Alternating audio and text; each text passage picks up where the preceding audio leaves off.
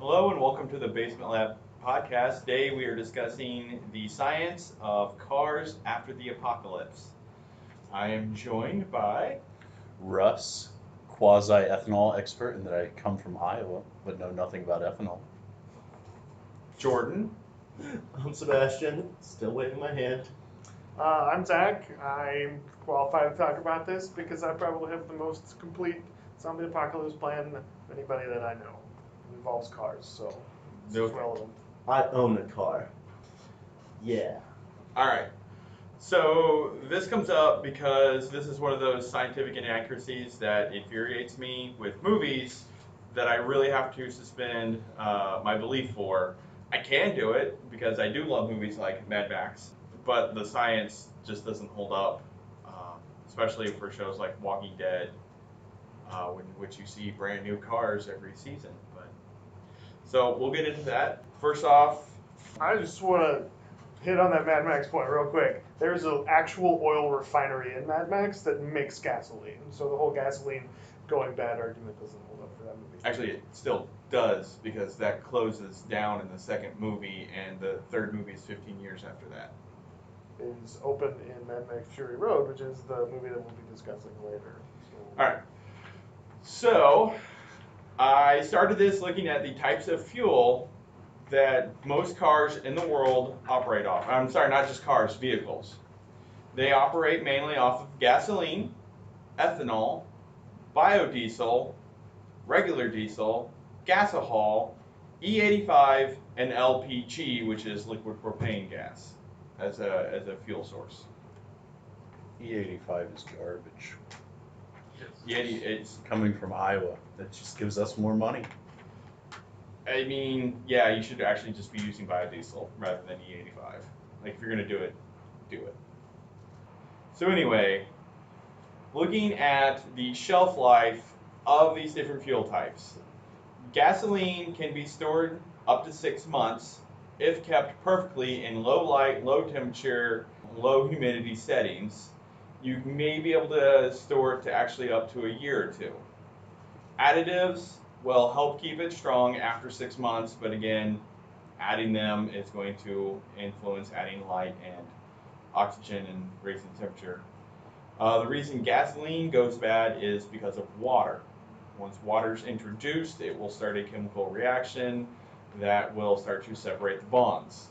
Once a little bit of water starts to get in, a whole lot will start to collect. It's that kind of a avalanche scenario. Diesel stores between 6 and 12 months. Biodiesel stores between 3 and 6 months. E85 lasts about a month because the increased ethanol adds an increase in water uptake. Gasohol also absorbs water very quickly, being that it's, almost all ethanol rather than gas. And LPG is actually the one that can store the longest, up to 10 years. But that's not saying that single container will last 10 years. It's the container will last 10 years. You have to keep refilling it. So once your propane source is gone, you're still screwed.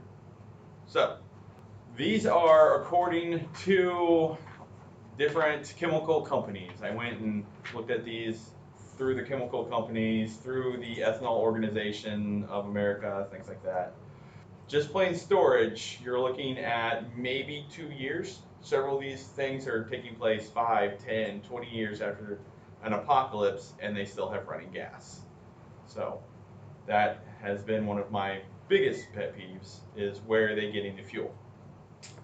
So three maybe other takes to add before we dive in there. One, gas also reacts with air and oxygen in the air to oxidize. It doesn't just have to be water. In addition to that, I would suggest that you left out compressed natural gas. I don't know. That's LPG. I don't know what is. Those are two different things. I'm gonna contest you on that one. Not Suggest as that those are marketed differently, and that CNG. not and as a LPG. major fuel source for vehicles. There is a CNG station here in Columbia, and the Columbia city buses use Propane. compressed natural gas. I looked that up for this. Okay, well, I'm still, because this is the internet show, I still hold that CNG and LPG are two different things. Maybe, but the Columbia buses definitely use propane. Well, there's also definitely a CNG station in Columbia that is that sells what they call compressed natural gas. They don't call it propane. So if the city buses use propane, then that is two different things. So I don't remember what the third thing was. Potatoes. Probably. So my 2 cents on this one. I feel like most post-apocalyptic things are starting to realize that they totally fucked up on that. It's mostly zombie shows that keep just coming out with an unlimited supply of gasoline. But I've seen episodes of some shows where they try to shoot out old power lines because apparently those canisters up on power poles hold gasoline, and they try to siphon that out. I don't know, but yeah, The Walking Dead does the worst on just bringing out new cars every single season. Now that it's been 6 years since the outbreak, they still walk around driving new vehicles. Well, my favorite one is AMC came out recently, Badlands. I don't know if you're familiar with that one. I love that show. Yeah. They have their oil refinery. I'm not sure what the cause of that post-apocalyptic thing going on. They never actually specify. It was just Yeah, a war. it was just something happened, but one of the sectors or the clans or whatever you want to call them, they have an oil refinery which allows them to trade with the other factions to power up vehicles. Sure, and if you have an oil refinery, fine. You're still producing oil. Are you refining it? How are you powering the That's what an oil plant? refinery does. Okay, but who are the engineers that are helping refine this? Who are the chemical analysis? Who's doing the chemical analysis to see if it runs? Who knows what to mix it at to properly put it into different vehicles? These are things that happen nowadays that we don't even think about. That definitely happens before you put your fuel into a vehicle. Eugene seems pretty smart on The Walking Dead. Maybe he's doing this behind the scenes. All over the nation. I also haven't seen. Yeah. I haven't seen this show in 3 years, so So I would. he may be dead. The easiest explanation, which is oftentimes correct, it would be that the people that work there are then running the oil refinery. It's also entirely reasonable to think that somebody read a library and found a book about it and learned how to do it through various trial and error regimes. If you're running an oil refinery for the small colonies of people that still exist in the area, it's not like you need to be pumping out millions of barrels and selling it across the world. You can take your time and figure out what you're doing and how to do it correctly or incorrectly. You can also power the station.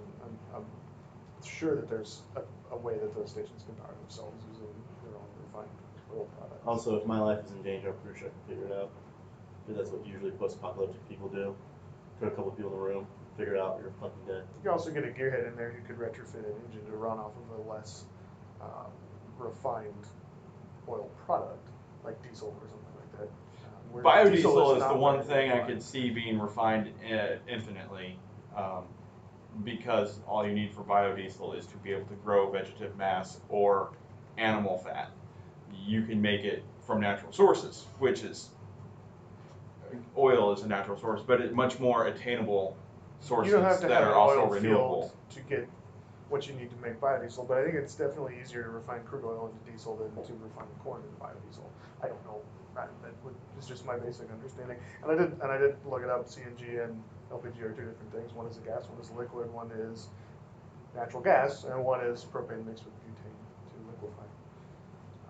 So I don't know what the shelf life of CNG is, and it would take a lot of power to compress it and make it into a fuel source. So probably not a feasible thing to have access to in a post-apocalyptic world, unless you live in an area where there is a CNG facility available that may have large storage of CNG if you had a vehicle that was converted to run off of it. From what I understand, it is relatively easy to convert a vehicle to run off of compressed natural gas. It is, but they're also not a very hugely efficient source. You lose either. about 10% of your top end of horsepower, from what I understand. And I don't know how the relative fuel consumption goes, but at least right now, money-wise, it's more efficient to run. Yes, CNG. and it's good for greenhouse, but I'm just saying like the total fuel supply, Right. all that, it's not very efficient.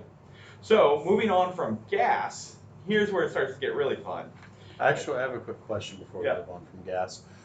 Since we have talked about it, and you guys are the scientists in the realm of zombie apocalypse shows, which is the primary culprit What is more scientifically likely, that gas lasts 6 years, or that zombies exist in the form that they do in The Walking Dead? Because if it bothers, plausible. if it bothers you that they still have gas, why are you watching something that also has zombies? So this is That's this my is why, philosophical question about This is why I this guess. argument sort of annoys me anyway, because I think it's much more scientifically feasible that gas lasts 6 years than there's an actual zombie apocalypse outbreak. So I don't have any problem watching a show about a zombie apocalypse outbreak where there's also gas 5 years later, personally. I'm also thinking of just several different subgenres of movies rather than zombie apocalypse, especially in ones where they try to have it be somewhat reasonable, and yet boats and cars are still running years down the road. Something like Book of Eli, where that's set 30 years in the future. Cool, those cars are still running how?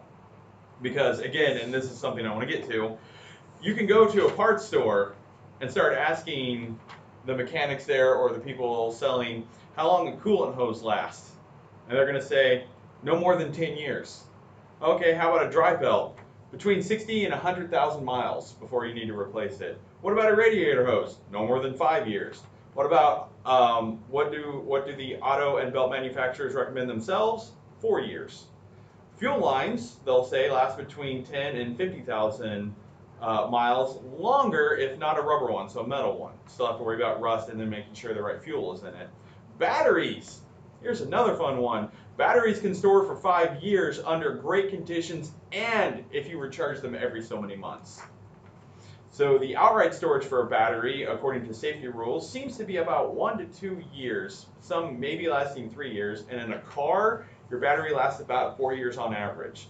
So even saying fuel is unlimited, cool. What about the parts to your car? It's not hard to make a battery or to replace a battery, but if you have lead and acid, they're Breaking Bad, as a matter of fact.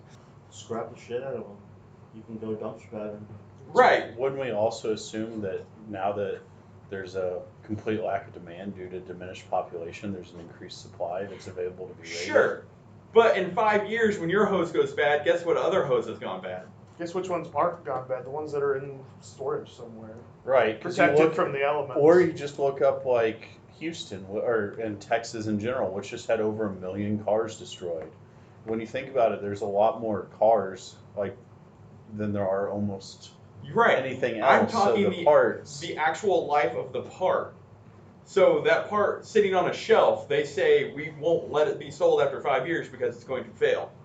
That's what I'm talking about. So if they're on the shelf, they're lasting 5 years. Sitting in a wrecked out field, they're lasting 2 years, 3 years. Sure, we'll even say 5 If years. they're on a shelf protected from the elements, they're going to last longer than 5 years. Sure, there's manufacturer guidelines for when you do and don't want to sell things, but they also have a vested interest in selling more of their materials.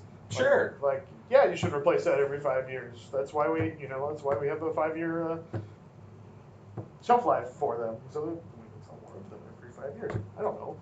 I'm not an expert on car parts. I would also think it wouldn't be that drastically difficult to make something like that if you were a person who knew what he was doing. So far, our explanations for how cars can run are we have engineers, we have chemists, we have the luck of being at the facilities to make all of these things, the mechanics that know how to fix them, and then the manufacturers who know how to make all of them. Every one of these has to be going right. I would argue that a skilled mechanic could do all of those things, and that a skilled mechanic who's somewhat resourceful is going to be the type of person who's surviving after the apocalypse, who then will exist in that world for us to watch a story about. I don't find it that far-fetched to see these maybe slightly unlikely things happening in movies or TV shows, because that's what makes a story interesting. You have to have, right? If you're just making an apocalypse movie about the average American citizen, it's going to end after 30 minutes because they're dead. Right? We're watching an apocalypse movie about somebody who's surviving and has the skills to do a lot of these things, and maybe has the luck to be in the right place. If you have to have a working oil refinery to have gas to drive your vehicles around, and for the story to work, you have to have vehicles, then the story is going to be about a guy who lives near a working oil refinery and can drive a vehicle. But those aren't what we're seeing. We're seeing everyone, average Joe, having a working car 30 years into the future. What movie does average Joe have a car? Yeah, Not Eli every- I'm is sorry, not an people average who Joe. were an average Joe that are still alive. Book of Eli. Right, the if only, they're the still only alive, vehicles they're- that I saw were the ritzy, like the rich people in charge of towns, and then like the biker gangs. And Guys who are resourceful enough to come up with stuff on their own, or people who have the resources to make somebody else get it for them. yeah, and you don't know that Book of Eli didn't have an oil refinery. Like it wasn't crucial to the plot. It is set in the desert in the Middle East, yes. So like, who gives a shit? Yeah, I would prefer that instead of writing an explanation for that, they did a better job with the dialogue. Yeah. Right. It's like we don't need to waste time in these movies explaining to you where they get their oil. Like, for me to appreciate the story that's happening in the movie. In the Badlands, it is important to talk about the oil refinery because It's how you become a warlord. it's how you become a warlord. It's crucial to the storyline. Like Because these were mine. They were taken over by some other faction. I want them back, or so help me God, I'll burn them. And if we burn the oil refinery, we're all screwed. Then Right, Max but that's a show that sounds, I having not seen it, more like about the practicalities, whereas the Book of Eli was exploring spirituality. Right. The movie's not about where you get your gas 30 years from now. So I don't really care. This one was just Badlands. Essentially, everyone is like a martial artist. Like they'll fight, It's a kung fu film set in a dystopian future. and weapons don't exist except for swords, and that's it. The occasional, I think there's an occasional gun. I haven't seen a gun in that movie, Okay. in that show yet. But yeah, I so don't remember. they have Yeah. small modes of transportation. There's an oil refinery. The oil refinery, one faction controls it. They Like, why aren't destroy there it. guns? I'm a little confused. Because it's set like 200 years into the future, and that was just a lost technology. People Oh, okay. didn't know how to manufacture the correct powderless black powder, and then decase the bullets, and then, I mean, just keep things from rusting. Like it was, they were too busy surviving. But I guess then that destroys your argument that they could look it up, because if they looked up oil refineries. I mean, I just wish I could have just looked up my PhD. Well, your research is a lot more complicated than making ammunition. I make ammunition. It's not hard. No, I but find I find it unrealistic that in 200 years you will have a working oil refinery and not firearms. Like, incredibly unrealistic, because firearms are easy to maintain and it's easy to make ammunition. Plus, there is a metric shit ton of ammunition available to go find. which also rust.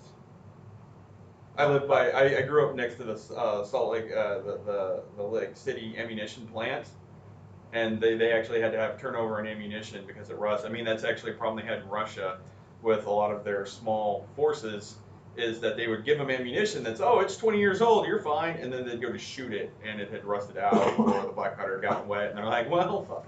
I mean, they actually bring that up in several. So the only part of modern smokeless ammunition that rust is the small stainless steel piece on the primer. Brass can corrode if it's exposed to water with the right pH. However, anyone worth their salt keeps their ammunition in a sealed waterproof box, and it will last indefinitely on a shelf in that. I mean, at this point, we can just bring up different examples of post-apocalyptics, and we can find a hole And the science behind them. in the science behind it. Well, we do have a giant whiteboard. We could turn this into a video podcast. But yeah, so that was my example, just with Badlands and the explanation of oil refinery. Whereas Book of Eli might not have been important to the storyline, so they might not mention it. We don't know if Book of Eli actually had oil refinery. We don't know. Actually, we do know probably that in The Walking Dead there is no oil refinery because they're too busy, I don't know, crying about Carl or some bullshit at this point. Who knows? Carl! Carl's dead at this point, by the way. Spoilers! I stopped watching 5 years ago. I stopped watching 3 years ago, but the internet told me, so. He's probably- I loved the first season of that show. I didn't. So Riley, here's the thing. I don't find it that unrealistic that somebody who says, oh, the apocalypse is happening, could go acquire a large volume of gas and store it in a sealed container such that it would last for several years. Because if it's not exposed to water or air, if it's in a full airtight container, it's not going to go bad. How are they getting it into that airtight container? They're resourceful. I don't know. They're resourceful. I mean, realistically, you take a 5-gallon gas can, you fill it to overflowing, and cap it while it's overflowing. There's no air and no water in it. Except for And it's when they sealed. brought it into the gas pump. how did it get into the gas pump? Okay, we're doing it again. That gas I pump think we're was going opened too up. far. Yeah. We're going into rabbit holes at this point. No, it's sealed in a waterproof airtight container, so it's not going to go bad. It's not By the in way, contact with oxygen. did you think Badlands? I thought that was kind of a reimagining or kind of a retelling of House of Scorpion. Never seen House of Scorpion. Okay, But you've read that, right? No one gets your references, Jordan. What is the House of the Scorpion? you gotta tell us these things, man. It's a book that I had to read in junior high, and it's about a post-apocalyptic future in which parts of the U.S. and Mexico are controlled by different factions, and one of them is an opium producer, and another one is a gasoline producer. Read this in middle school? Yeah. It was also about clones. It also had What kind of school clones did in you go it, to? and the clones. Today we're going to learn kids- about opium, kids. Did you grow up in the same world that we did? Grew up in Missouri, right outside Kansas I mean, I City. guess it's not that different than the DARE program. The DARE program that failed miserably in 5th and 6th It's coming grade. back. Jeff Sessions is bringing it back. Yeah. Now we're talking about politics. Hashtag politics. Did you guys hear about Governor Greitens? Shut your mouth. We made international news. That was Gasoline. great. Let's just end this son of a bitch. Alright. Gasoline. I don't have a problem with the gasoline. What I do have a problem is when Rick from the fucking Walking Dead finds a 2019 car and This was the supposed to- pop- They never specified the year. You can see They it's a brand never fucking specified. new. No, actually they the did year. though. They do. It starts in Fear- 2013. In Fear of the Walking Dead, the prequel show, they actually specified See, that they I have cars know- and phones and gas prices specific to a certain time period. It's My 2013, wife, I who believe. still watches I- The Walking Dead, saw the first Maybe 30 minutes of that 2009. show I with thought it was me, and we 2009. noped out. It was terrible. I really thought it was 13. I thought it was supposed to be 2009 is when it started. Somebody look it up and tell us in the comments. Wow. Anybody else have other thoughts? Watch the show Blood Drive from Sci-Fi that was canceled, where human bodies are used to fuel the. Cars. Much more realistic, right? No, it's not. It's a dystopian future caused by a fracking I mean, humans accident are in batteries in the 1999. Matrix. Wow. So, Purposely terrible. I enjoyed it, except I quit after 8 episodes. So you kind of lowered then. Tell me how it ended in the comments, please. I can't find it on Wikipedia. Please keep listening to us. This wasn't our best effort.